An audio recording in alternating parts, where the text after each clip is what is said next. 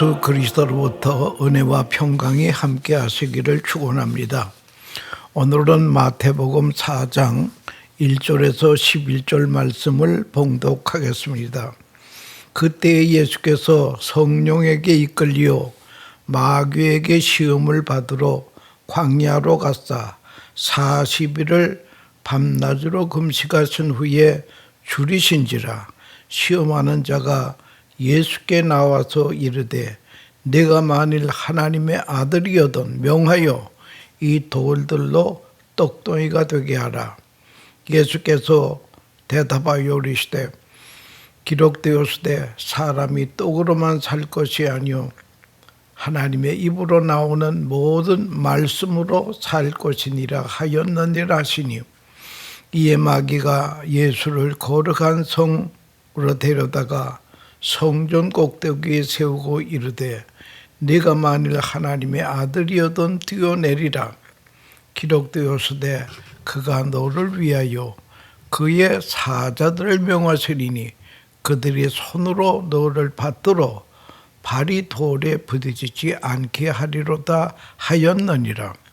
예수께서 이르시되 또 기록되었으되 주 너희 하나님을 시험하지 말라 하였느니라 하시니, 마귀가 또 그를 데리고 지극히 높은 산으로 가서 천하만국과 그 영광을 보여 이르되 만일 내게 엎드려 경배하면 이 모든 것을 내게 주리라. 이에 예수께서 말씀하시되 사탄아 물러가라. 기록되었으되 주 너희 하나님께 경배하고 다만 그를 섬기라 하였느니라.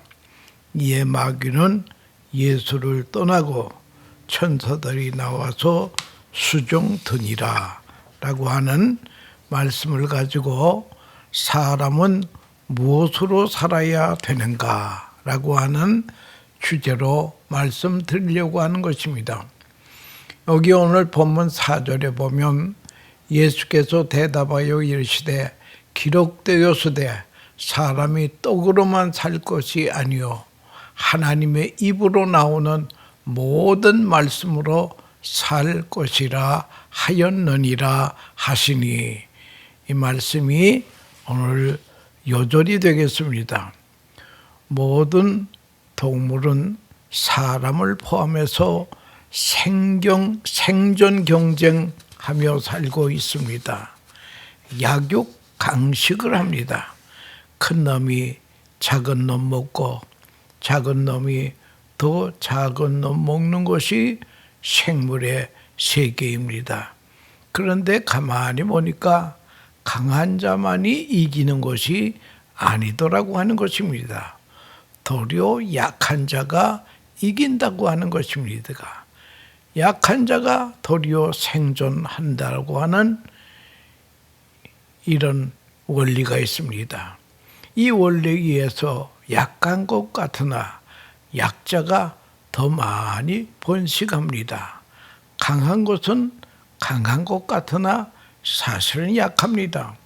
공룡 같은 것은 과거에는 있었는데 지금은 사라졌습니다.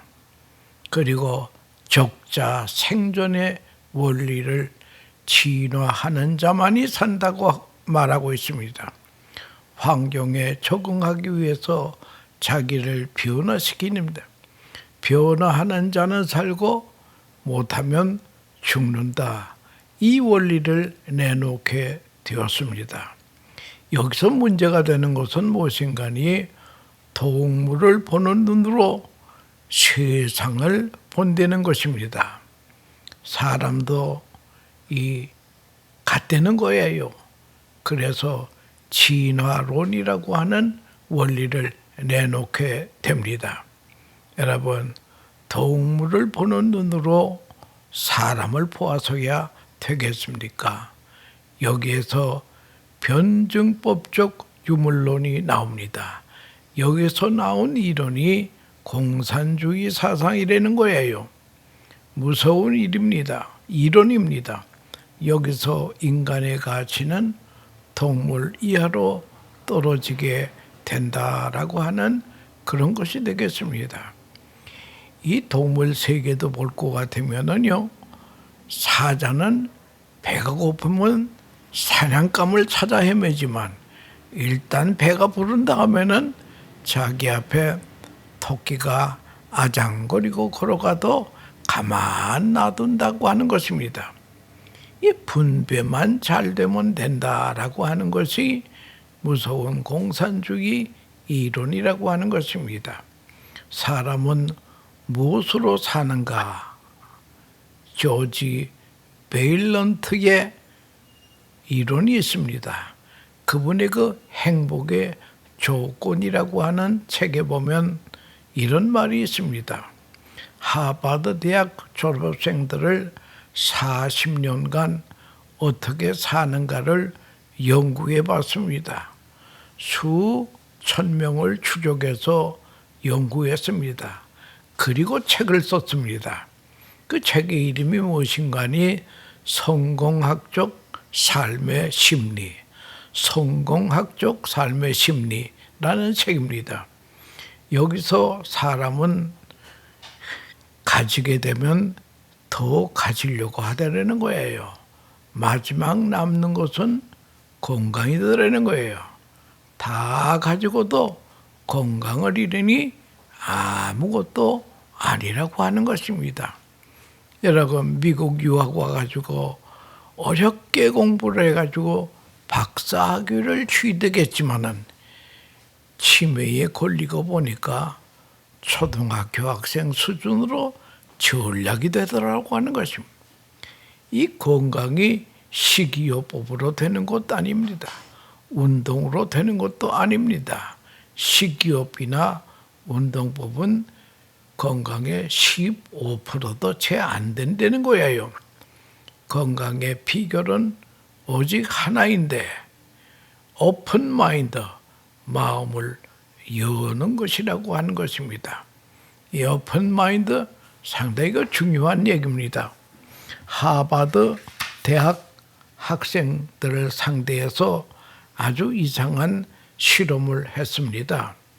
요즘은 전자기기가 발전해서 건강 지수를 정밀하게 볼 수 있습니다. 대학생들에게 봉사활동을 시켜보았습니다. 때로는 운동도 시켜봤습니다. 등산도 시켜보았습니다. 근데 봉사활동을 지켜본 결과 체내의 면역력이 아주 높아지더라는 거예요. 이 결과를 가지고 나왔습니다. 학생들 앞에서 호스피스 사역을 하는 테레사 수녀의 활동사항을 유튜브로 보여주었더니 그냥 봉사하는 것 보기만 했는데도 본 다음에 면역 지수를 측정해 보니까 아주 높게 올라가더라고 하는 것입니다. 이 실험을 마더 테레사 효과라고 이름 지었다고 하는 것입니다. 남을 섬긴다, 남을 위한다고 하는 것은 이게 보통 귀한 것이 아니라고 하는 것입니다. 우리의 마음은 마음을 열어야 됩니까?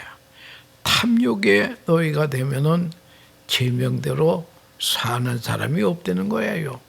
탐욕의 노예가 되면 아무리 가져도 불행하다고 하는 것입니다. 병을 이기지 못한다는 거예요. 양심을 향해서, 이웃을 향해서, 하나님을 향해서 마음을 열어야 된다는 거예요. 건강하게 그렇게 하면 건강하게 살더라는 것입니다. 마음을 열 때 들려지는 바가, 깨닫는 바가 있다라고 하는 것입니다. 오늘 본문은 전도 사역을 이루기 직전에 예수님께서 전략을 세우십니다. 그래서 일하기 전에 먼저 기도하십니다. 사역 전에 광야에서 시험을 받으십니다.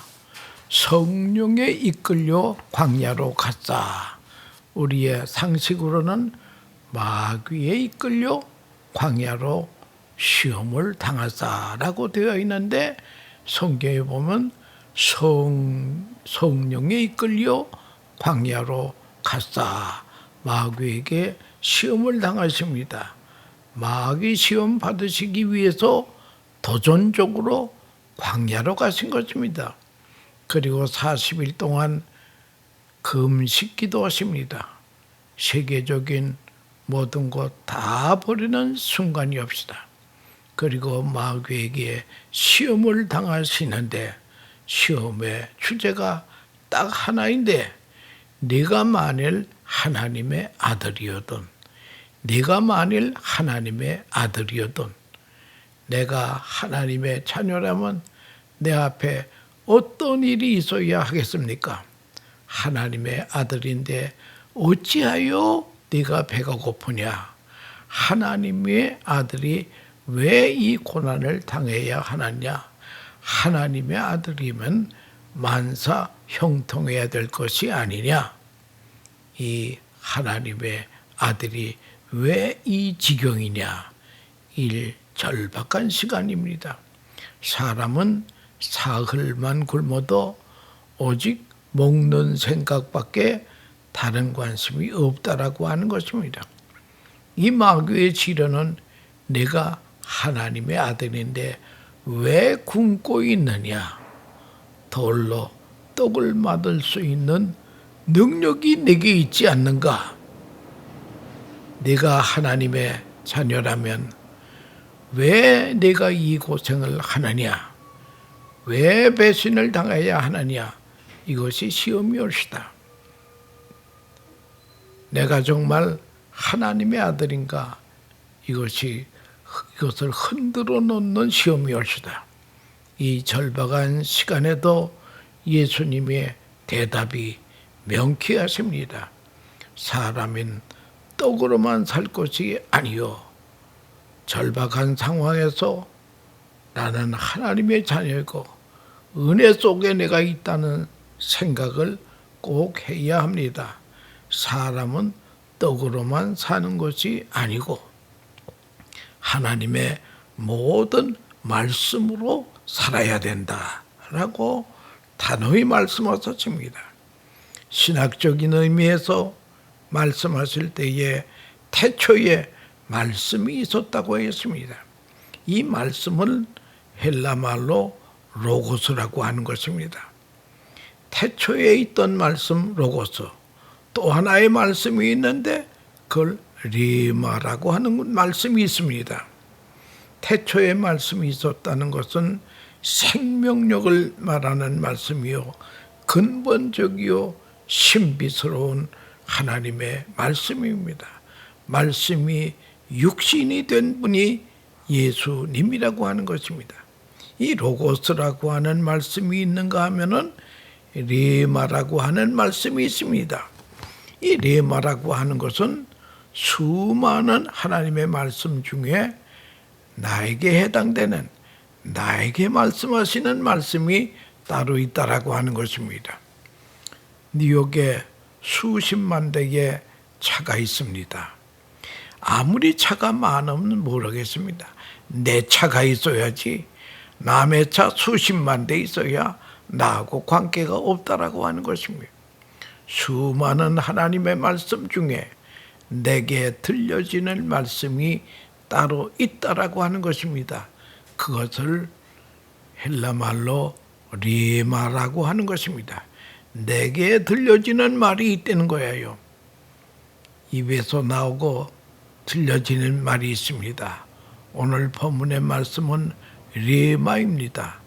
성령의 감동으로 나에게 들려지는 말씀 안에 우리는 살아야 됩니다. 떡이나 경제로 사는 것이 아닙니다. 고베의 지진이 끝난 다음에 수천 명들이 자살했다는 거예요. 먹을 것이 없어서 자살한 게 아닙니다. 정신적으로 견디다 못해 자살했다는 거예요. 여러분, 전쟁보다 더 무서운 것이 전염병이라고 하는 것입니다. 이 전염병보다 더 무섭다고 하는 것이 절망이라고 하는 것입니다. 왜 사람이 절망하게 됩니다? 내게 들려지는 말씀이 없기 때문에 인간은 절망하고 자살로 끝난다고 하는 것입니다. 여러분, 어떤 고난을 당하는 데가 문제가 아닙니다. 내게 들려지는 리마의 말씀만 있으면 우리는 소망을 가지고 활력을 다시 찾게 된다라고 하는 것입니다. 예수님께서 중풍병 환자에게 네 죄 사함을 받았느니라 하는 말씀 듣고 환자는 그 죄의식에서 벗어나고 치료가 됩니다. 또 요한복음 9장에서 나면서부터 소경된 자 이야기가 있습니다.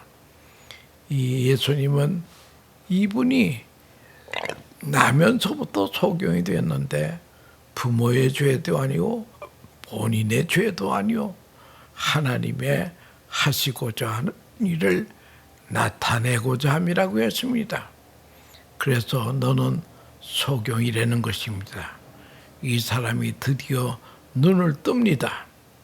요한복음 11장에는 나사로가 죽어갑니다.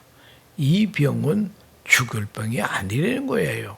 하나님의 영광을 위한 병이라는 것입니다. 이 말씀이 순간순간 들려줘야 됩니다. 병이 있습니까? 이 병을 통해 주의 음성을 들어야 된다는 거예요. 내가 너를 사랑한다. 내가 잘못 가는 길을 내가 막는다. 여러분, 인생 사는 것을 광야라고 말하고 있습니다. 광야라고 하는 것은 황무지올시다. 모래밖에 보이는 게 없어요. 산천초목이 보일 수가 없습니다. 여러분, 인간은요, 요단강이라고 하는 죽음의 강을 건너기 위해서는 광야를 반드시 통과해야 된다는 거예요. 여러분, 이 광야를 잘 통과하는 자만이 요단강, 죽음의 강을 무사히 기쁨으로 도강할 수 있다라고 하는 그런 것이 되겠습니다. 이 광야라고 하는 말의 히브리 말이 미드바르라고 하는 어원이 있는데요. 이 미드바라고 하는 광야는 하나님은 말씀하시고 우리는 말씀을 듣는 자리라고 하는 그런 의미가 광야에 있다라고 하는 것을 그걸 알아야 됩니다. 그러니까 이스라엘 백성들이 40년 동안 광야를 헤맨 것은 가나안의 백성 만들기 위해서 훈련 기간이라고 하는 것입니다. 이거는 필수적이라고 하는 것입니다. 그래서 하나님의 영광을 위한 병이라고 예수님은 나사로의 병을 그렇게 말하고 있습니다. 내가 잘못 가는 길을 가지 못하도록 하는 것입니다. 어느 가정에서요, 참으로 광야와 같은 어려움을 당했습니다. 사업이 망해서 집단 자살을 하려고 할 때에 그 집의 딸이 아버지, 우리 교회 한번 나가보고 죽읍시다. 그래서 아버지는 그러자. 그래서 아버지와 딸이 교회에 나왔습니다. 그날 목사님을 통해 주시는 설교 말씀에 그 아버지는 은혜를 받았습니다. 은혜 받은 말씀을 수첩에다 적어 놓았습니다. 그리고 다시 일어나서 3천억의 부자가 되었다고 하는 그런 말이 있습니다. 그 수첩에 적은 글이 무엇인가 하면은 시련은 저주가 아니요 변장된 축복이다라고 하는 그런 말씀을 목사님으로 통해 듣고 그 말씀을 수첩에다 적어 놨다라고 하는 것입니다.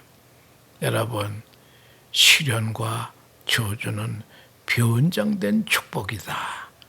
여러분, 이 한마디가 레마의 말씀으로 그 아버지가 들었을 때에 그는 다시 살아나는 놀라운 재기할 수 있는 능력을 얻게 되었다고 하는 그런 말씀이 있습니다.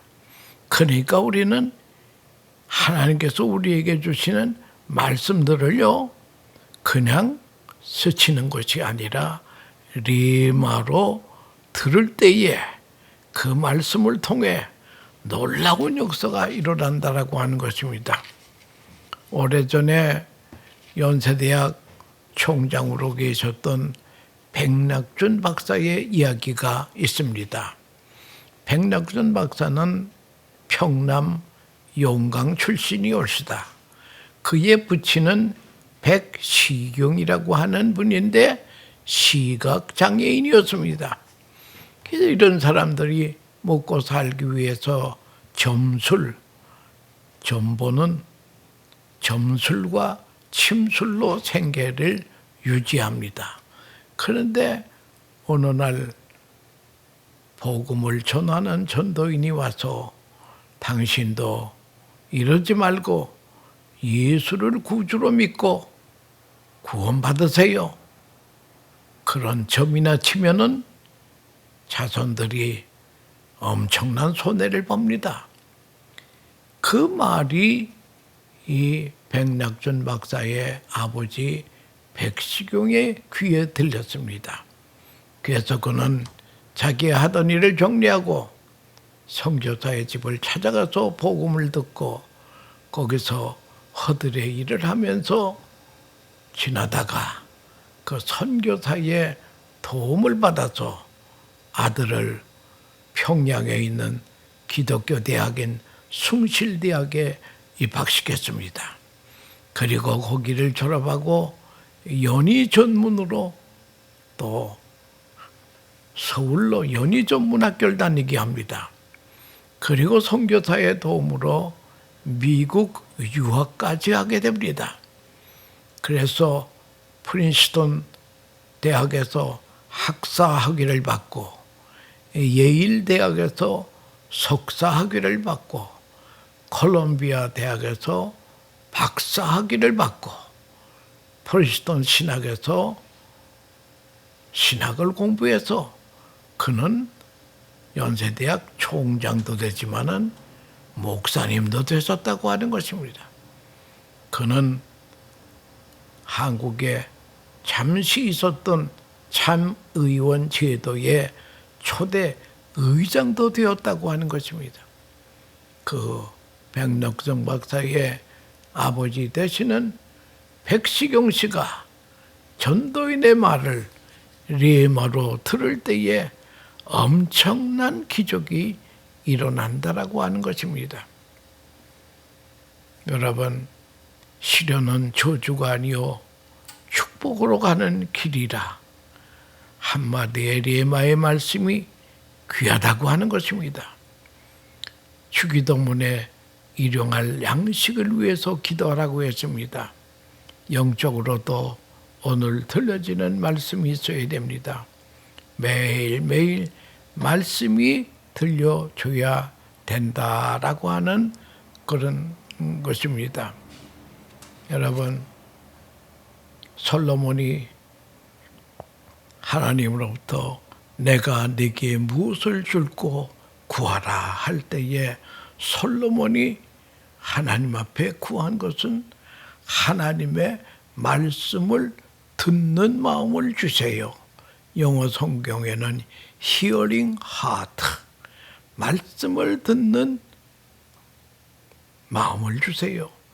하나님의 말씀이 레마로 들려지게 해달라고 하는 그런 요청을 했기 때문에 그는 지혜 이외에도 부귀영화도 덤으로 하나님이 솔로몬에게 다 주었다고 하는 것입니다. 여러분, 아모스 8장 11절에 보면 이 백성이 양식이 없어 주림이 아니며 물이 없어 가람이 아니요 여호와의 말씀을 듣지 못함이 기갈이라고 말씀했습니다. 여러분, 물질의 풍요, 그것이 우리를 살게 하지 못합니다.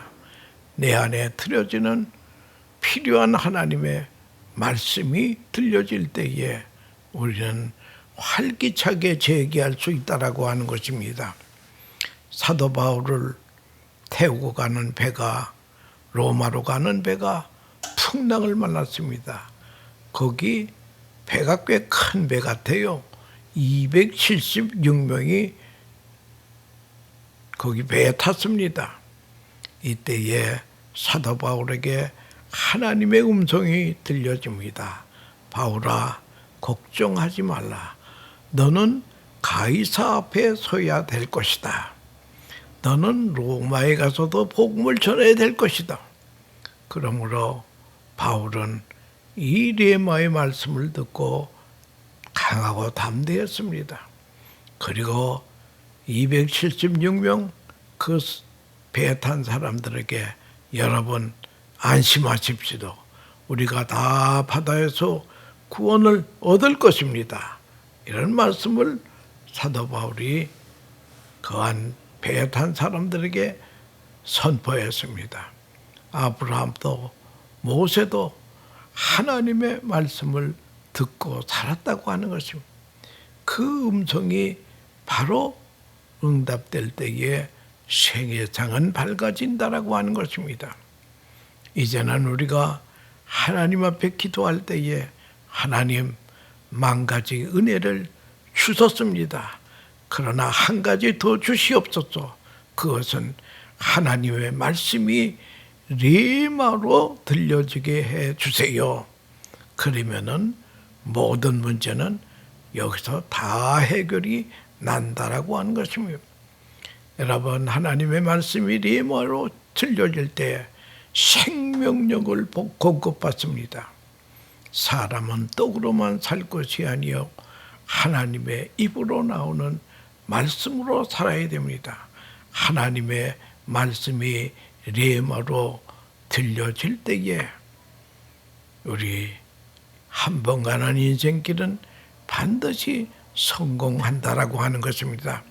사람은 말씀을 먹고 살아야 이게 정상이라고 하는 것을 우리가 알면서 주여 나에게 들려진 말씀이 레마로 들려지게 해 주시옵소서 하는 기도를 우리는 매일 하면서 살아야 될 것입니다. 감사합니다. Let us